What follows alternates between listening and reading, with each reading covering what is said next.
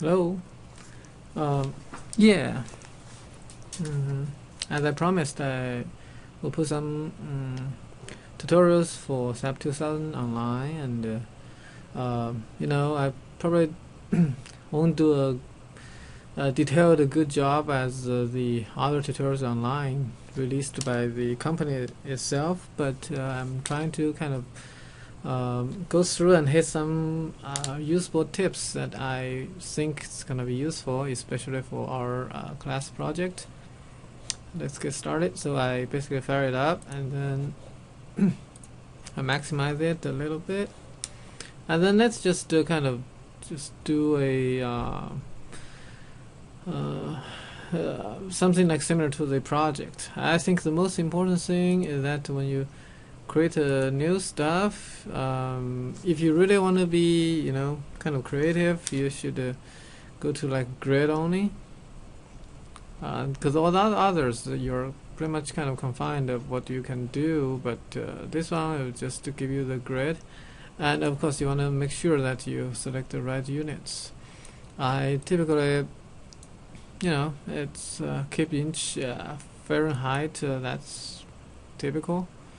So I'll just go with that. Then it'll ask you number of grid lines you want. So for this case, I want to create my model so that it is in the XZ plane. It doesn't really matter which plane you want it to be. It's a plane truss. So, but anyway, we'll just do. Here's where you need to kind of plan it out. Remember, the ideas we have for that project is that you're gonna have something like span, I don't know, like 14 feet or something, and then that thing total height is about 6 feet. I may be wrong with numbers, but anyway, you kind of want to kind of plan ahead and try to create a grid that facilitates your modeling. So you want the grid spacing to be, we just take inches. So how about we just do 6 inches per grid. Although you don't need anything in Y, you just put the same.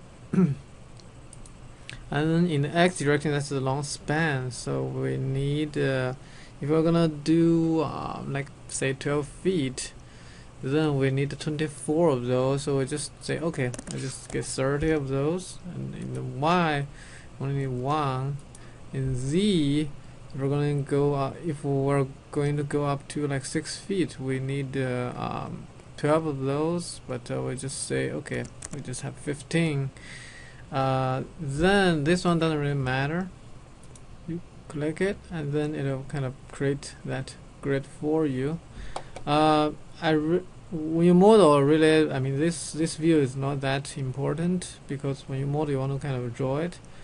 So you want to do the XZ plane, and it's some display. It doesn't display very well. So what I'll do is I'll kind of switch to another graphical mode called Classical Plus. Because what I figured is that those SAP2000 guys, they're not that savvy about developing those viewable programming. So they probably be better off just do something like this.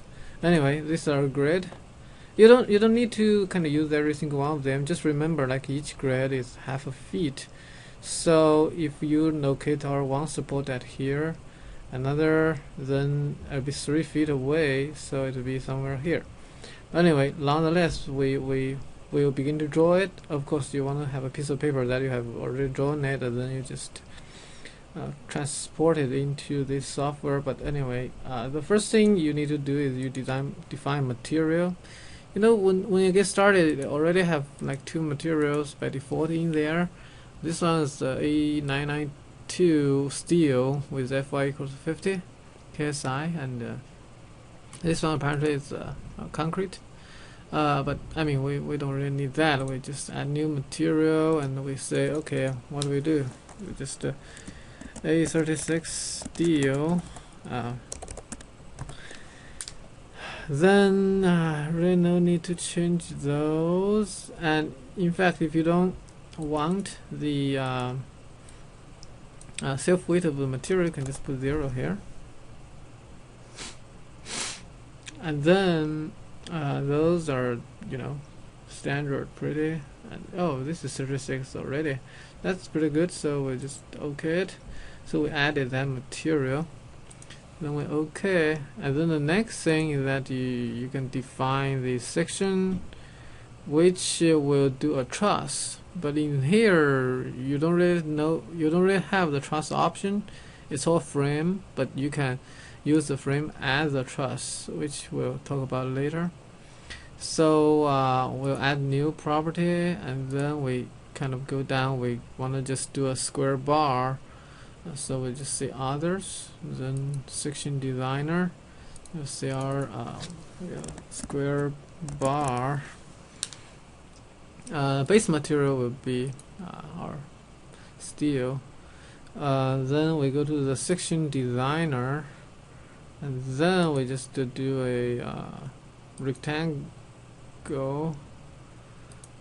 Just click on it, it will kind of have this one, and then you right click on it and you can actually modify it. So you see material is this one. It's kind of duplicated assignment, but I don't know why they do that. Yeah, they could program this thing better, but anyway, the X and Y center is like where they're located. It really doesn't matter, I mean, because everything's relative, but what does matter is the height and width. So let's do a 2 by 2 square inch bar. It's pretty big, in fact. So then you OK it. It's kind of teeny tiny. Doesn't really matter because we know we have it. And then we just exit, return, and then we OK it. Now this bar has been created. Okay. So the next step is just actually draw our trusses. To draw a truss, we don't really need to draw like joint, because SAP2000 it'll automatically create joints when we draw the bars. So we say okay, draw the frame and cable elements. Straight frame, yeah. And then we use our square bar. That's the only section we have. Moment releases. Yeah, this is pretty important. That's kind of distinguished between a bar and a frame.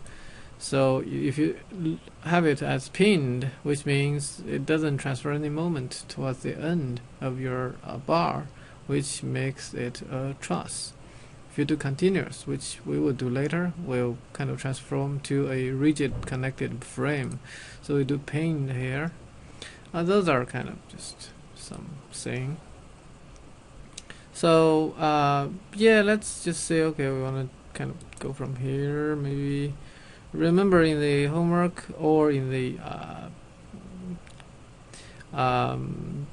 project, you're only allowed to use a maximum length of 4 feet, so just be aware of that. And let's see, we kind of just want to do something like that, and we know that we're gonna try to hit a center point somewhere here. I don't know for like exactly if that's where we're gonna head, but I'll just say okay, see if we wanna kind of just head here. Okay, exit. Okay, that's kind of half of our truss. So one thing you can do, you can draw the other half, or you can do the select all, and then there is edit, and there is a replicate, and there's mirror, just like in a AutoCAD, but you see mirror about the plane. This one is XZ, so we got a parallel to Z. The intersection of a plane with XY plane, which means if you do that cross section where it's gonna intersect with XY plane, which is like the horizontal plane now. So for Y it doesn't really matter. For X you just go with okay, where is it? let me count, like 1 feet, 2, 3, 4, 5, 6 and a half. So you want to do 6 and a half and 6 and a half. I mean, for your project you're going to do 7 feet, but yeah, it's good for illustration here for now. And you know, and then you don't delete it, but anyway. Oh, okay, I made a mistake because this is not 6 and a half, this is 6 and a half feet. So I reverse it and then I select all. Then hopefully I'll do it this time. You got this one, 6 and a half times 12. What is that? 6 and a half times 12. So it is 72 plus 6, that's 78. Oh. Okay, here we go. And now you need to add your support at those points. So what you do is that you can just select those 4 because you know they're all gonna be pinned. Joint restraints. Okay, yeah, this is like pin. So it's 3 transitional but non-rotational. Okay, then you got your pin. And then for this one we said that we want some forces. Where are we now? So we go assign force.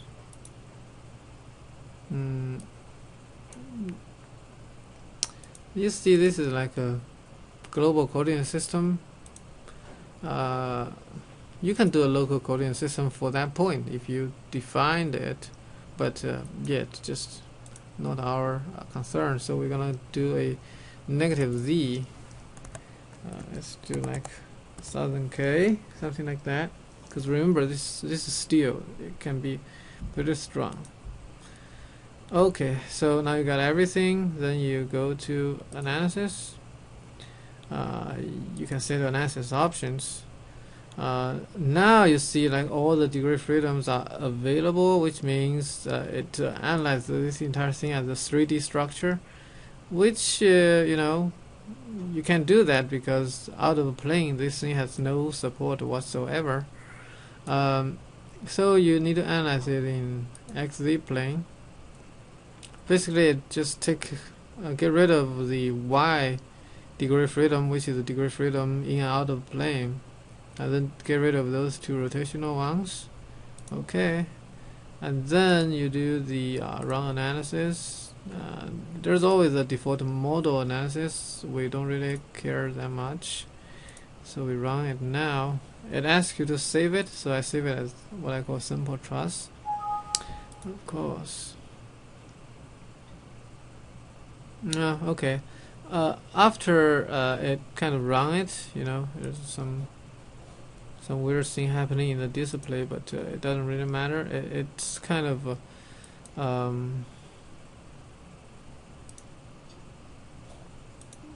divide this into like 2 windows, but I do think they need a better programming when they do the program of the interface. But nonetheless, you now you can see the displacement. Like you only have 1 combination. Scale factor alter, it'll kind of give you something nice. You could go do that. It's kind of depending on which window is active, it'll just display it over there. So you do that. And now if you take a close look, you find out that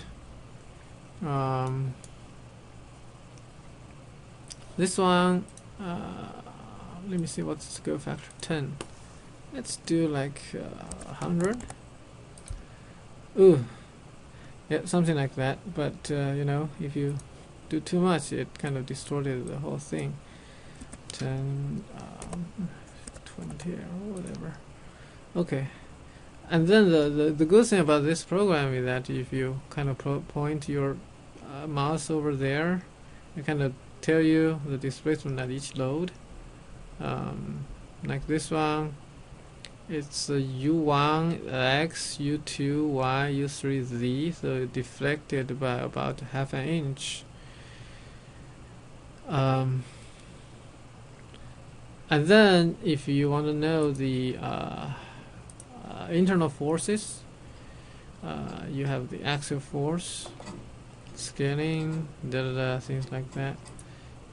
So you can get to the kind of force diagram, and I believe you can see the compression here is negative, and then tension here is positive. And then if you right click on it, and then you can actually get the like the force at each cross section, whatever you want, and you can see the points here. It's also kind of moving as I move along. So I mean, it doesn't really matter for this frame element, but for beam it will. And one other thing that I want to touch on is that you're not gonna try to kind of get this one and then copy it by hand. So what you can do to get all the results outputted is you go to display and show tables. Then there is analysis results. There's joint output and element output. Element, you can select frame, like the element forces. That's probably most important. And then for the joint, you probably will just do displacement and reaction, right? And then you can say, okay, it'll give you this table, and you can do the export all table to Excel, which will give you a Excel summary of the frame ID, like frame ID number 1. The station is, along the length of the frame. Like this is at the first load, this is like in the middle, this is the last load, and then what is the values. So each frame, it gives you 3 stations. You can change it somewhere to give you more, but for this case, I mean, all stations are the same because it's kind of uniform distributed axial load. And then you have the joint reactions, like the joint number 1, 3, and 17, 8, 19. This is the same as what you will program in your own MATLAB program. Like those are the load on numbers, load ID. You can see the F1, 2, 3. That's X, FX, FY, and FZ. That's the reaction. Displacement, I mean, this one's very straightforward. But your question is going to be, okay, that's great, but how do I know which load is which? There's 2 ways to do it. Don't save, down.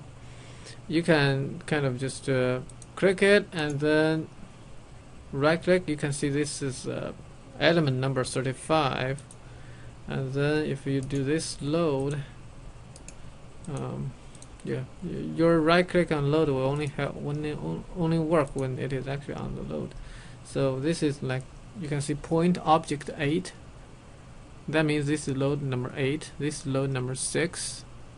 But a more elegant way to do it is that there's labels and labels. So it'll plot the label of the joints and the element, but it won't do it on the deformed configuration. It'll do it in undeformed configuration, and you may want to do it one at a time because it's kind of confusing.